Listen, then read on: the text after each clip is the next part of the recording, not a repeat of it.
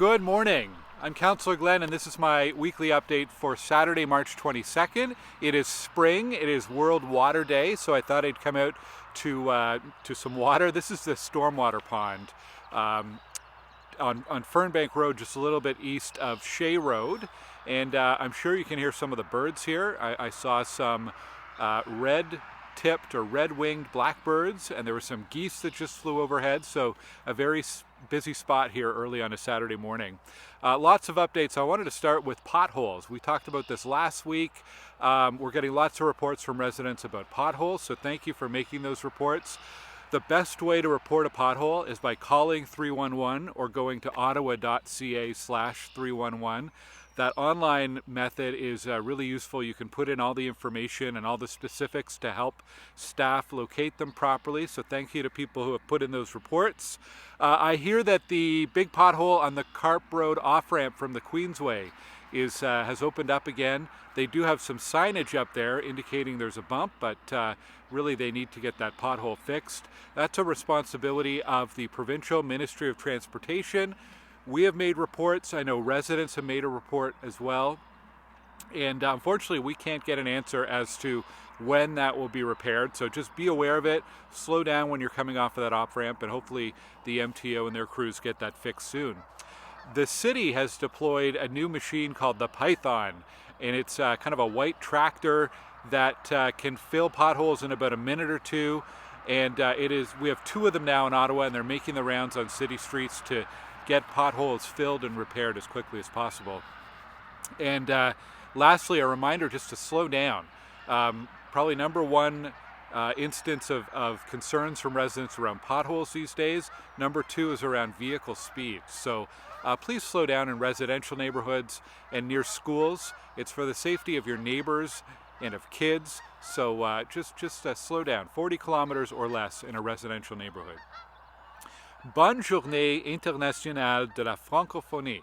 On a célébré jeudi et le vendredi, on avait un grand rendez-vous au centre-ville avec le maire pour un jour dédié aux francophones et aux francophiles de notre ville, de notre province, du monde entier. Alors, joyeux Journée de la Francophonie, an International Day of Francophonie, which is to celebrate the French language and all the contributions of our French residents in the city and around the world. Yesterday was the International Day for the Elimination of Discrimination. Another important day, given everything that's going on south of the border. I think here in Canada, here in Ottawa, we're trying to double down on the message to eliminate discrimination in any form, hate and racism against any group. It needs to stop, and we need to continue that message as we are hearing the opposite from down in the States. Really concerning.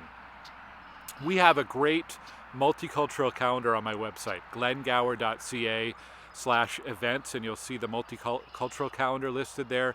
It's got all sorts of cultural activities and human rights commemorative dates and so on.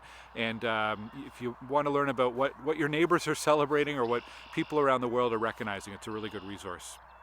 Also on my website, glengower.ca, cleaning the Capitol. Registration is open now, and already a number of groups in Stittsville have signed up, which is awesome.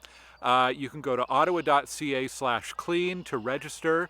You can pick a park, you can pick a stormwater pond, you can pick a pathway, get your family together, get your neighbors together, get your workplace or your school together.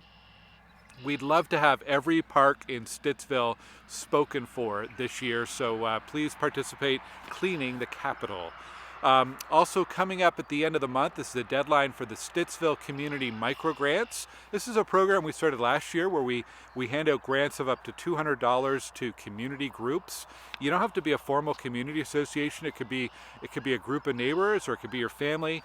But it's for events or projects that bring people together here in Stittsville. We're hoping to seed some new events. So maybe you have an idea for a movie night in a park, or a community picnic, something like that. This is what the microgrants are for. So go onto my website and you can find the application form and get those in before March 31st. We're also accepting nominations for our volunteer awards. So if you know someone in the community who is putting a lot of their own time into helping neighbors, helping community groups, nominate them for a volunteer award. That's at glengower.ca/volunteers. And another big activity for my office, the Welcome to Stittsville Multicultural Festival is coming up in June, and we're now accepting applications for anyone who wants to have a display or a table, for performers, for sponsors. This event gets bigger and better every year, and one of my favorite events of the year. So check that out on my website as well. This week at City Hall, we had a transit committee meeting on Monday. Lots of updates there, including the fare enforcement program, how that's going.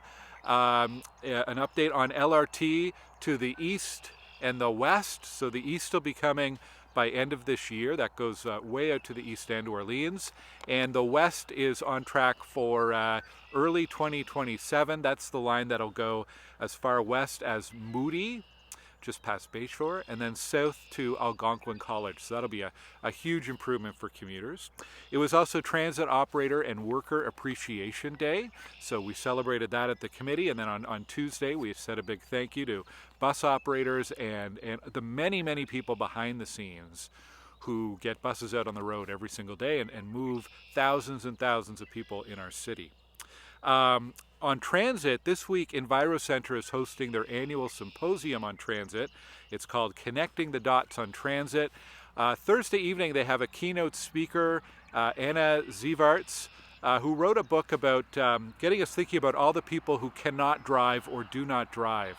And there's a lot of people in our community who do not. In Ottawa, I think it's about close to 30%. Here in Stittsville, not as high, but there's still quite a few people due to ability, due to age, due to economics, all sorts of reasons why people may not drive, and it's a really good perspective. So that's on Thursday evening, and tickets and registration are open at the EnviroCentre website. In April 5th, my office is hosting a open house to answer your questions and share information about new ways to bus. That's the new route network starting at the end of April. So join us at Cardell Rec Saturday morning, April 5th, 10 a.m. to noon for more information about that. Local things, 5618 Hazeldean Road. That is a new zoning bylaw amendment application that we posted on my website. It's for Phase 2 of Abbott's Run, which is between Abbott Street and Hazeldean, just east of Iber and Paul Desmarais High School. Phase 1 is under construction and people have started moving in. Phase 2, it's a pretty big development overall. So if you're interested in development or what's going on in the neighborhood near you, check that out on my website. Also, the city has posted the citywide draft of the zoning bylaw, draft number 2. My colleague Lane Johnson had a great description of this, this is kind of boring stuff, really down in the weeds, but also incredibly important stuff because it's going to shape how our city grows over the next 20 years. So if you're interested in zoning, check that out. You can find the links on my website as well. A few final things. Ottawa Police have started a new program. It's called CAMSafe, and they're encouraging residents and businesses to register their security cameras, their outdoor security cameras, so that the police, if they're investigating an incident or crime, they know where there may be camera footage available in the community. So check that out with Ottawa Police. The Ottawa Library today and over the next week or two are hosting some income tax clinics at the Stittsville Library. So if you need help with your income tax, check that out. Stittsville St. Thomas United Church has, St. Thomas Anglican Church has a clothing sale, a used clothing sale on today. And the Lionhearts, a great local organization, have an open house on Wednesday, so you can learn all about what they do in the community. And one final reminder as you get set for the weekend, although the snow has pretty much melted away, city sports fields like soccer fields and ball diamonds are still closed, and they will be closed for the next few weeks. So please stay off them. That's really important because if you use them now for sports or even running your dog around and stuff, you could damage the field because they're super wet. So thanks for your cooperation. Thank you for watching. I hope you have a great weekend. I hope you enjoy. I think today's going to be a decent day with some rain and snow coming in the afternoon. But I hope you have a great weekend, regardless of the weather. And maybe you'll get a chance to get out and explore, support some local businesses, and enjoy your week. I'll see you next time. Take care. Bye-bye.